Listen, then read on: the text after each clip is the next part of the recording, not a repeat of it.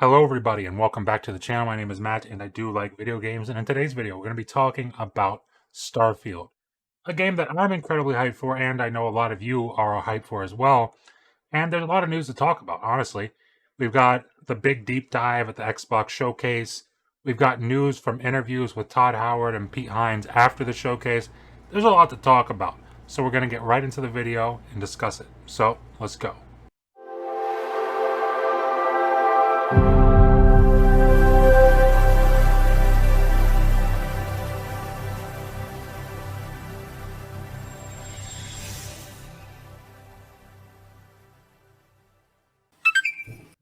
So I feel like every Xbox fan on the planet is hyped for STARFIELD, and not only am I an Xbox fan, I'm a massive Bethesda fan as well. See, I was late to discovering Bethesda's RPGs.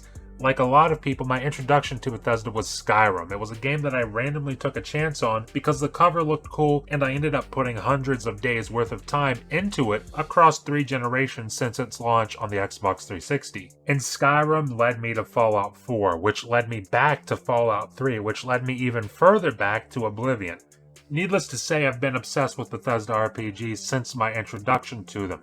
And now we finally not only received new info on Bethesda's brand new IP STARFIELD, but we've seen the game in action in a gameplay demo at the Xbox showcase. And there's plenty to talk about, but first I want to start at the beginning with my initial impressions on STARFIELD showing at the Xbox showcase, because I was genuinely blown away. I think everyone, myself included, was a little bit worried when Todd confirmed that they'd continue to use the very, aged creation engine that they've used since Skyrim back on the 360. However, this time around, it's a brand new iteration of the creation engine, simply called Creation Engine 2. And right away, it becomes very apparent the improvements. I mean, at least to me, on the surface level, I think a really good example is the animations while in third person. Because Bethesda games have always had some jankiness, especially in their third person views, but STARFIELD has third person animation that just looks smooth, it looks satisfying. It's the first time I've seen a Bethesda game being played in third person and thought, hey, I can't wait to do that in third person. It looks like a completely viable way to play the game. I think the one negative thing that I can think of from the gameplay presentation was that the frame rate was a bit finicky. That being said,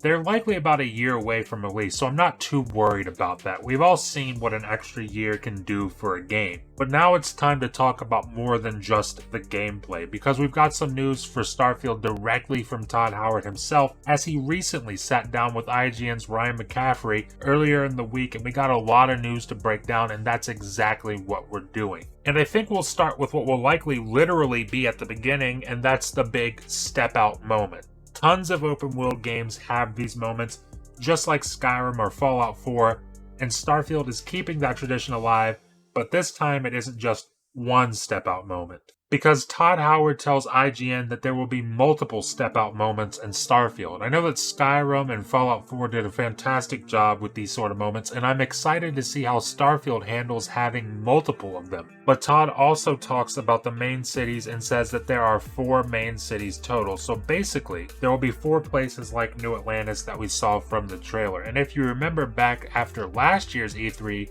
we got a glimpse at some concept art for STARFIELD, and looking back on it, I'm thinking that at least 2 of those pieces of concept art look like major cities. But to quickly bring it back to New Atlantis, Todd Howard confirms that New Atlantis will be the biggest of the 4 main cities and will be an operating hub for the Constellation, which is one of the main factions you will naturally run into while progressing through the story. And speaking of the story, Todd was also asked about story length, as that seems to be a very big deal nowadays, especially in the genre of open world games. And he says that the game is about 30 to 40 hours long for just the main story, which evens out to about 20-ish% longer than Skyrim or Fallout 4. And that's great news for me because, as you'd expect, the more main story content I can get in a Bethesda game, the happier I am.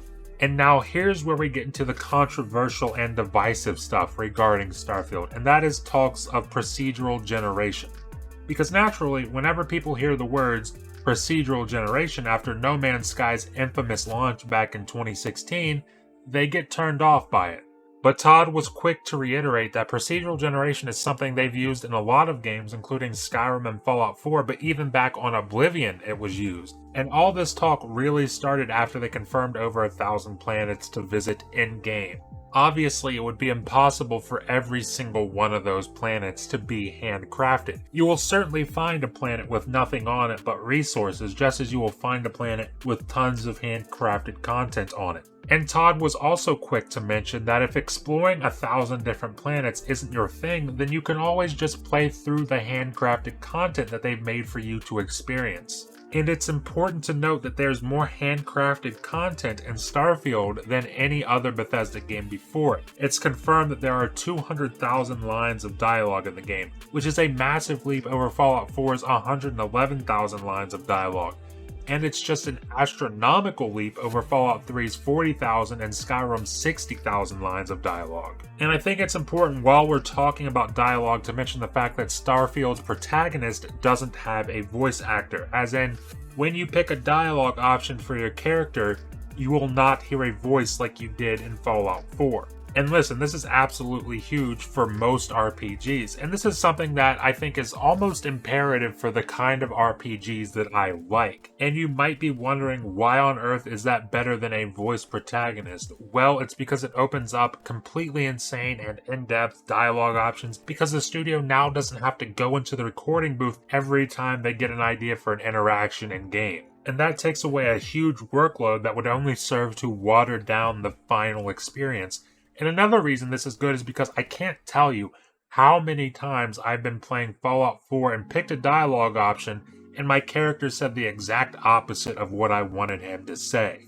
And this is why games like Outer Worlds and Fallout 3, New Vegas, Wasteland, Elder Scrolls, and all sorts of other games have such immersion and creativity in their dialogue, because I can say exactly what I want to say without feeling like I'm being held hostage by the words that may or may not come out of my character's mouth. But to shift topics very quickly, building will also be a key part of this game, because you can build your very own outpost on any planet you visit. You'll have crafting like you've had in previous games as well, with things like weapon crafting. You can also build your very own ship from scratch, which I'm super excited about, and it looks to be like an expansion of what we've come to expect from Fallout 4's settlement building, which I get is something that a lot of people didn't like from Fallout 4, but honestly, I love that. Which leads us right into the next part, where we are talking about ship battles, or dogfighting as it's typically called, because this was one of the most hype moments from the gameplay reveal for me.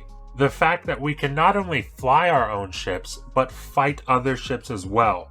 This is something that has the potential to be absolutely amazing when you take into consideration the creativity of not only Bethesda themselves, but the modding community that these games have. I mean, for me personally, I'd give it until about a month after release until we see a pelican dogfighting with a banshee in this game. The fact that this specific piece of gameplay exists opens up so many possibilities within the modding community that will extend this game's life so much just in one simple aspect of gameplay. And there's so much you can do with your ship in game that we learned from the IGN interview. You can dock with other ships, you can disable them, you can board them and steal them like a badass space pirate. You'll also have dialogue options in space while piloting your ship. I'm assuming this means stuff like NPC interactions over different radio stations, or maybe NPC interactions with enemy ships you might encounter while exploring. And Todd Howard also confirms that there will be smuggling in this game. And it's exciting to think about that, going from planet to planet smuggling items. And then finally, I don't think it'd be a video covering a new Bethesda game without going at least a little in depth on this new character creation we got a glimpse of last weekend.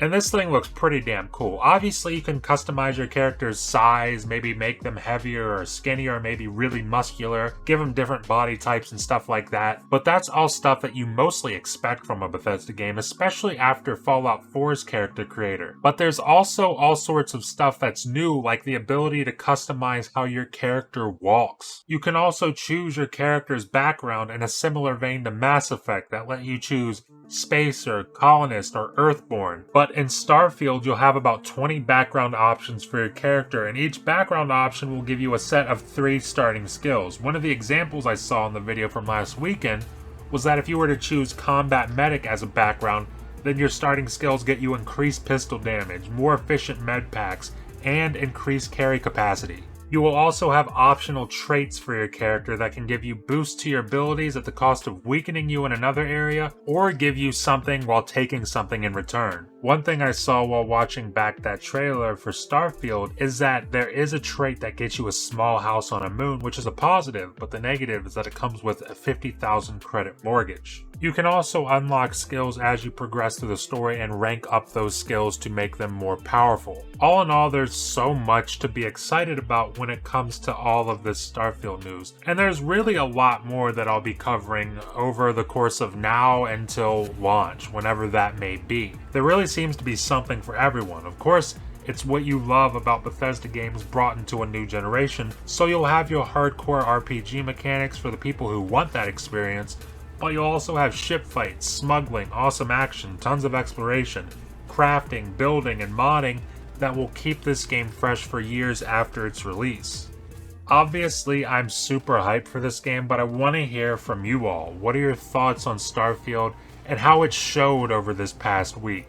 Leave a comment below and let me know what you think. Leave a like if you liked the video, and please remember to hit that subscribe button and ring the bell if you're enjoying the content and want to stay up to date on all my latest videos. Thank you for watching, and I'll see you in the next video.